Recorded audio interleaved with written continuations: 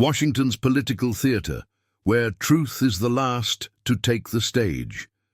Every new day in Washington feels less like governance and more like a political performance, one where truth is the last actor to step on stage.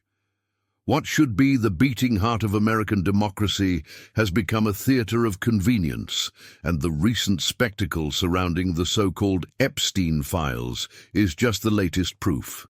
Those who once promised transparency and justice now hide behind increasingly absurd excuses, while the country endures a paralyzed, divided, and directionless government. Amid this chaos, an almost unbelievable scene unfolds. Representative Jared Moskowitz confronts the hypocrisy of his colleagues, exposing with irony and outrage how truth is manipulated for convenience. The debate began with Congressman James Comer's claim that there's nothing to see about Donald Trump in Jeffrey Epstein's files, shifting all blame to Bill Clinton. But Moskowitz's response was swift and sharp. If there's nothing to hide, why not release the files? This is the question echoing not just in Congress, but in streets, cafes, and homes across America, where citizens are weary of empty promises. Transparency has become a campaign slogan, not a governing practice. The same system that ensures politicians get paid during a shutdown while millions of families go without income is the system that decides what the people are allowed to know. This is a government that protects itself, not one that serves. And as this unfolds, the country remains stuck. House Speaker Mike Johnson has become an expert in excuses, first blaming Pelosi, then pro forma Sessions, then claiming it's not the right time. The script is always the same: stall, delay, justify, all to avoid what truly matters, releasing the files, clarifying the facts, and finally putting to rest the suspicions that have loomed over the powerful for years. The irony, according to Moskowitz, is that the real fear is putting the issue to a vote. Why? Because if it reached the floor, it would likely pass. In other words, the Republican leadership, so quick to promise a fight for truth and morality, now works quietly to bury a matter that might inconvenience the right people. Meanwhile, the people pay the price. The government shutdown threatens air travel, leaves families without paychecks, and deepens the suffering of those who rely on public sector jobs. All because a group of politicians would rather protect their allies than the average citizen. It's a clear portrait of today's moral bankruptcy in politics: fiery speeches for the cameras, backroom deals in the shadows. Moskowitz delivered a cutting challenge. If Trump isn't in the files, then release everything. But of course, silence speaks louder. Because deep down, no one wants to open the vault of uncomfortable truths. Not the president, not the House leaders, not those who pretend to champion justice. They know that when truth comes to light, it doesn't pick sides, and perhaps that's why the fear is so great. As excuses pile up, the government grows ever more disconnected from reality. It's a power closed in on itself, where public interest has become a bargaining chip and transparency is treated as a threat. And this is the real scandal. Not just the secrets in Epstein's files, but the cowardice of those who, by duty and honor, should open them to the nation. What's at stake isn't just a name, a party, or an investigation.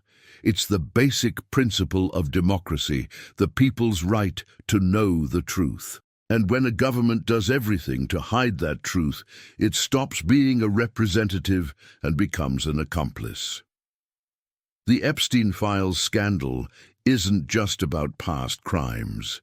It's about the rot that still dominates the present. What should have been a pursuit of truth has turned into a war of narratives, where each side tries to protect its own.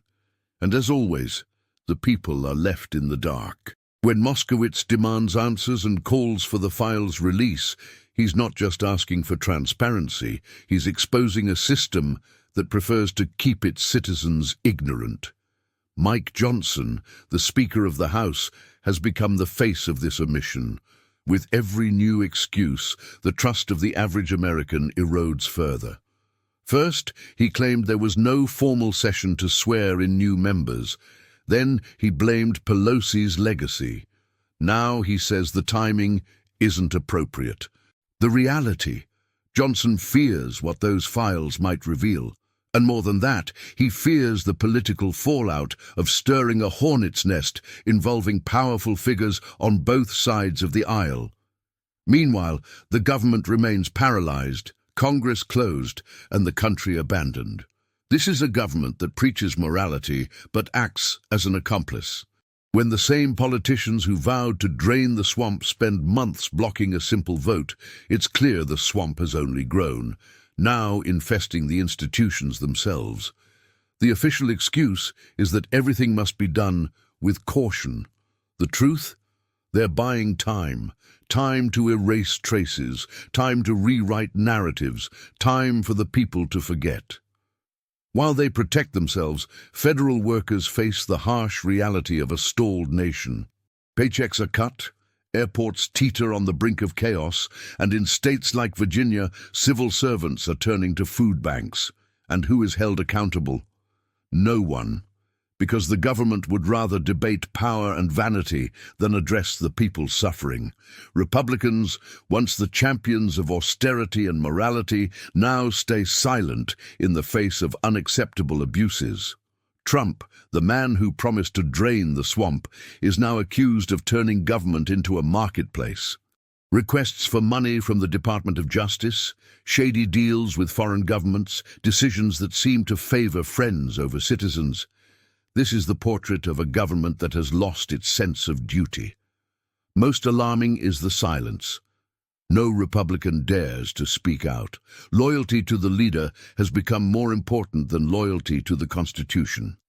Moskowitz quips, "If a Democrat did half of what Trump is doing, Republicans would be screaming in the streets." And he's right. When power is in their hands, principles vanish. What was once corruption is now strategy. What was once crime is now management.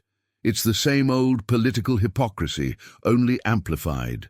The people feel it. In shops, churches, and cafes, the mood is one of disillusionment. Inflation shows no mercy. The cost of living rises, and the government, instead of acting, wastes energy on scandals and performances. Moskowitz points out that people care about the basics, the price of food, healthcare, gas. But in Washington, the priority is protecting reputations. Americans want a government that works, not one in perpetual crisis. And amid all this, there's a cruel irony. The same political elite that talks about defending the worker ensures their own paychecks during the shutdown. While ordinary citizens suffer, congressmen keep collecting salaries, traveling, and giving interviews about patriotism. It's an affront to taxpayers. It's the portrait of a political class completely detached from reality. Moskowitz said something powerful. If the American people are prisoners of this broken system, then Congress should be prisoners too. And he's right. Because only when these politicians feel in their own skin what the citizen feels, the fear of unemployment, the uncertainty, the disrespect, might they wake up to the chaos they've created. But there's no sign of change. The government seems to feed on its own collapse. Chaos is convenient. It distracts, divides, and confuses. And as the country sinks, the powerful continue their backroom deals, ensuring the truth stays locked away. The Epstein files scandal is a perfect mirror of what the U.S. government has become. A system that talks of freedom, but thrives on secrets. It's not just about names on a list or who visited an island. It's about a government that chooses to hide the truth from its people. And when a government decides what citizens can and cannot know, it stops serving democracy and starts serving itself. House Speaker Mike Johnson embodies everything wrong with this machine. Every excuse he offers is a veiled confession of cowardice. Every delay is proof that power fears the light. A man who claims to uphold Christian morality but bows to political interests is not a leader. He's an accomplice. Johnson doesn't govern for the people. He governs to preserve the comfort of the powerful, to keep the system closed and the truth buried. Meanwhile, the country bleeds. Thousands of families wait for an end to a shutdown that could be resolved in a day. Federal workers go without pay. Small business owners lose customers. The administrative chaos is a choice, a calculated strategy by a government that has learned to use the people's suffering as a political weapon. They're in no hurry to fix it because the stalemate benefits them. And in the end, it's the ordinary citizen who pays the price. Here's the cruelest point. Corruption is no longer a scandal. It's routine. A president asking his own Department of Justice for money? A Congress paralyzed by fear of displeasing its leader? A complicit media silencing issues that could implicate allies? This isn't politics. It's institutional decay. It's the death of shame. When Moskowitz jokes that if it were a Democrat, Republicans would be in flames, he exposes the rot at the system's core. Because there are no principles left, only conveniences. And the people, the very people who believe the rhetoric of morality, watch in stunned silence as a government that promised to be patriotic becomes a hostage to its own ambition. Older Americans who lived through times of sacrifice look at Washington today and don't recognize the country they helped build. A country where work meant dignity and public service was an honor. Now they see a government that rewards silence, punishes truth-tellers, and dismisses any attempt to reveal the truth as fake news. The result is a deep sense of betrayal, a mix of anger and helplessness in the face of such audacity. By denying access to the Epstein files, the current government shows how much it fears transparency. Because in the end, the truth doesn't matter. Power does. Controlling the narrative does. Pretending everything is fine, while the rot spreads beneath the surface does. And while the people divide themselves over flags and slogans, the same old figures remain in charge, untouchable, protected, and wealthy. But there comes a point when the charade can no longer hold. The people begin to realize that the speeches about saving the nation are just covers for maintaining privilege. They start to understand that while morality is preached, influence is being sold and silence bought. And when that awareness dawns, the house of cards begins to crumble. That's why this issue matters, because it's not just about Epstein, Trump, Clinton, or Johnson. It's about the kind of country the United States is becoming, a country where truth is a luxury and the citizen a mere statistic, where politicians protect each other while workers bear the cost of their lies. Perhaps the future still offers a chance at redemption, but it will only come when the people decide enough is enough. When they demand from their leaders not words, but action.